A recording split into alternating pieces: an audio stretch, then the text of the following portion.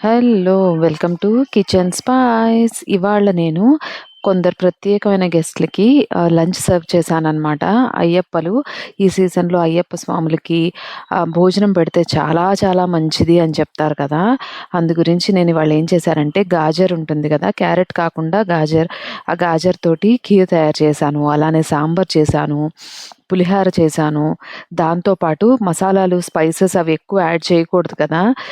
దొండకాయ వేపుడు, పులిహోర, గారెల్లోకి టమాటా చట్నీ, దోస ఆవకాయ ఇలాంటి కొన్ని వెరైటీస్ చేసి మనస్ఫూర్తిగా నాకు నచ్చిన విధంగా వండి స్వాములకి భోజనం పెట్టానన్నమాట. వాళ్ళకి కూడా చాలా సంతోషపడ్డారు. మంచిగా బ్లెస్సింగ్స్ ఇచ్చారు. మనం చేసే అనేక పనుల్లో ఖచ్చితంగా ఇలాంటి కొన్ని పనుల్ని ఇంక్లూడ్ చేసుకోవాలి అని అనుకుంటూ ఉంటాను నేను. ముందు రోజు కొంచెం కంగారనిపిస్తదనమాట చేయగలనా లేదా అని. కానీ ఆ దేవుడి కృప ఉంటే ఏదైనా చెయ్యొచ్చు అనేదానికి నేనే ఎగ్జాంపుల్. నచ్చిందా? సబ్స్క్రైబ్.